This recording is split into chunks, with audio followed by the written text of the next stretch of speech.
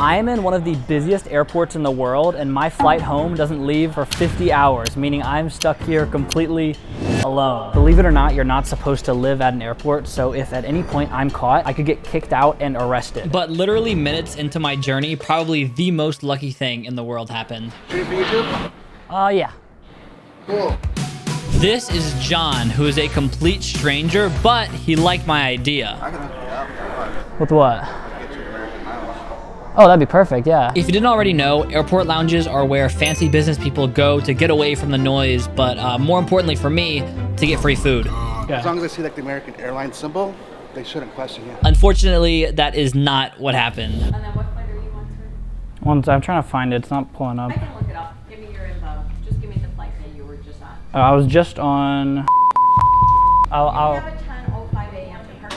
You know that, right? Yeah. It's 9:44. Yeah, I'll be fine. They're boarding. Things weren't going well, but luckily I had a trick up my sleeve. Emotional manipulation. The flight isn't today though. I'm here for a bit, like it's a long layover. So how long are you going to be here for? Until he leaves, I guess. It's been a weird situation, kind of a long story, but I just met him today.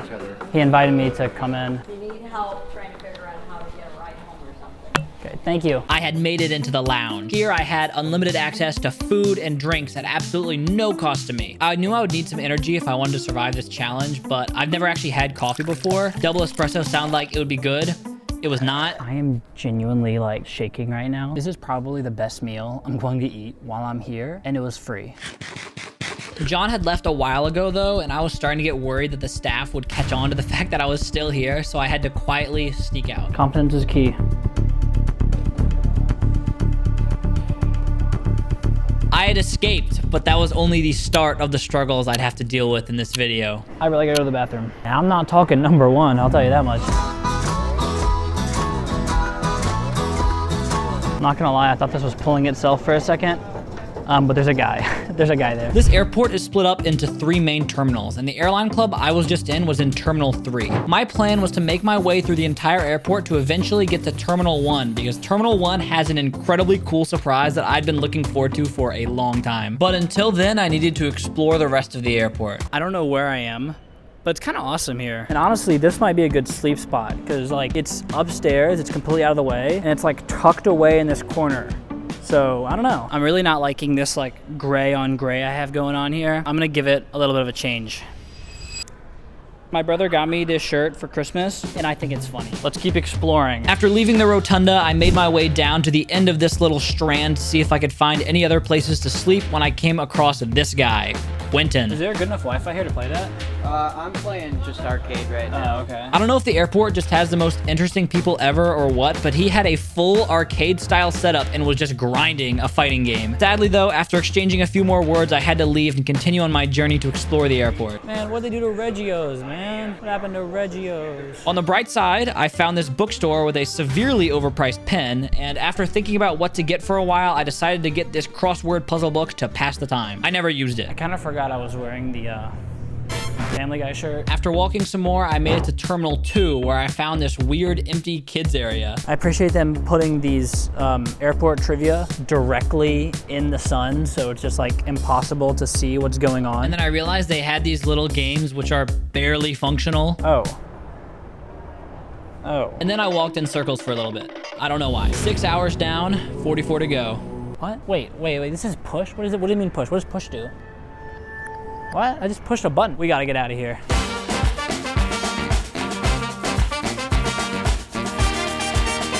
While I was exploring, I found this eerie windowless hall, which I'm gonna call the Hallway of Doom. And then I took a little break. Then I got back up. Okay, 7.5 hours in. I haven't even fully explored the airport yet, to be fair. And I'm just wondering how Quentin's doing. Yo, look at this tall ass door. Like LeBron James gonna go through that? I'm 6 feet tall. So I think I'm going insane. I walked all the way down Concourse E and found absolutely nothing. Just kidding, I found these guys. They were really nice and they gave me water. I kept exploring the airport as I got busier, and before I knew it, sunset was only about an hour away. I don't know how it's already been 9 hours, but time flies.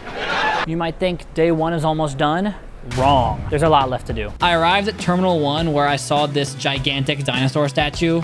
This is me for scale. I was about to see what I'd been looking forward to all day, but then I realized that I left my luggage. I actually don't know where my luggage is. When did I just leave it? Did I just leave it somewhere? I don't know where my luggage was. My suitcase was gone. I must have left my luggage somewhere because I don't know where it is. Hopefully it's still there. I started to get worried that someone actually took my stuff because I kept retracing my steps and there was still just no sign of it. I have no idea how I was that stupid. I'm really mad at myself. You. Luckily though, after some more searching, I was able to reunite with it, and by then the sun was starting to go down on day 1. But don't get it twisted, day 1 was not even close to being over. I was already getting tired, but I knew I had to keep going if I wanted to survive all 50 hours, so I went back to where I was and headed down the escalators. Once I got to the bottom of these escalators, I finally got to see it. The beautiful neon light tunnel that runs under the entire runway. It was just so peaceful and quiet down here with this nice music playing and these nice lights everywhere. It was so empty. But what I didn't know is that despite how happy I was now, this is going to end up being one of the worst nights of my entire life. It has now been 11 hours, 39 hours to go. They made the airport cold now, or maybe it's because I'm underground. I was starting to get pretty hungry, and at the other end of the tunnel, I saw an Auntie Anne's, and at that point in time, there was absolutely nothing on this planet that was gonna stop me from eating a pretzel. Hi, do you mind being on camera, or would you rather not? No. No camera? No. Okay, that's fine. I'll just have While I was ordering though, this lady did not like the fact that I had a camera. The camera, for what do you need to be in the camera, sweetie? I'm just recording a video for fun. He's not supposed to do videos. I see people taking videos all the time. With this the reason to do a video. Just for fun. I'm learning. Put it on TikTok or what? No, I'm learning film, so I'm just, while I'm traveling, I just want to record things. I kind of want to eat this pretzel and leave because I'm worried that she's gonna report me or something, but this pretzel looks really good, so. So then I grabbed my stuff and I started heading back to Terminal 2 where I was gonna spend the rest of the night. I gotta get the camera. Are you a YouTuber? Yeah. What's your channel's name? Grayson Wood. Grayson Wood. Okay. Appreciate it. And then I passed this really nice sushi restaurant that I decided I want to eat dinner at that night, but it was closed. So I made it my goal that tomorrow night I was going to eat there. The airport was already winding down for the night and my plan had completely fallen apart. They closed the kid area, so I can't sleep in here. So I checked and there are literally 0 flight from midnight until 6 a.m. So this place is going to be completely empty, completely quiet. At this point, all I could really do is pass the time, so I played chess for a bit. I'm awful at chess. I brushed my teeth in the airport, which was a sobering experience, and I walked back to the rotunda from earlier where I was going to finally be able to rest. I don't even know if you can see me, but this is where we're going. I have a pillow made of the hoodie I wore today.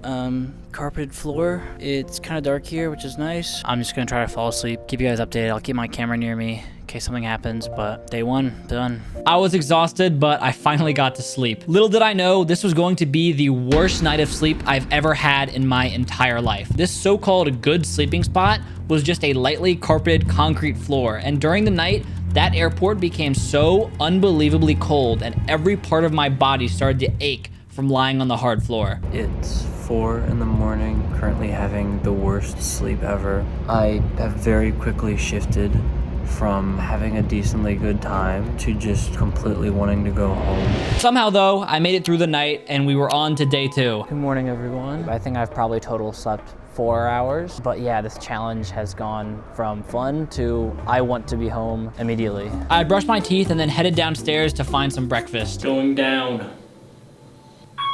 Oh, we're here. After such a miserable night, I decided to treat myself to the breakfast of kings.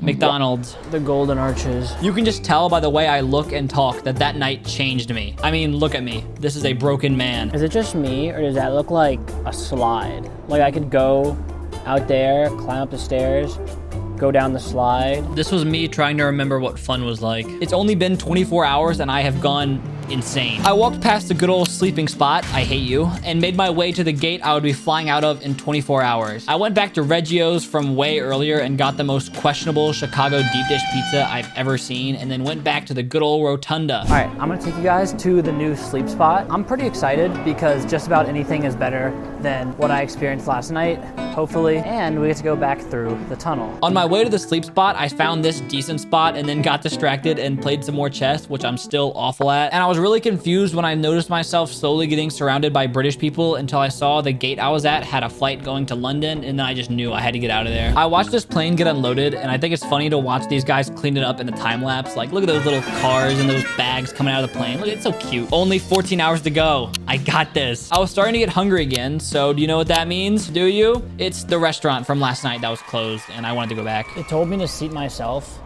so I did. Oh, thank you.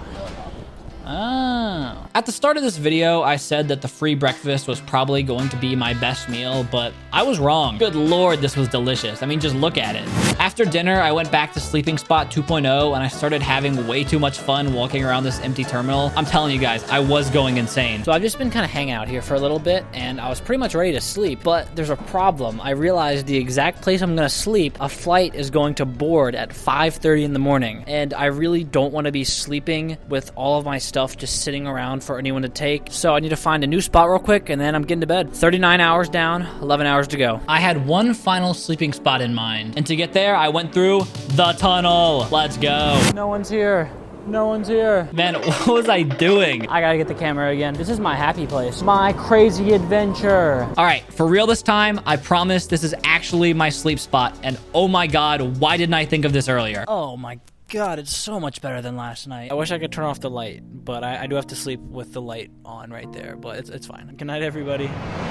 Rise and grind. 2 hours left. Sun was looking nice. I started walking back. Tunnel was crowded. 1 hour left. Made it to the gate, boarded the flight, and I was out of there and back home. 50 hours survived. Let's go.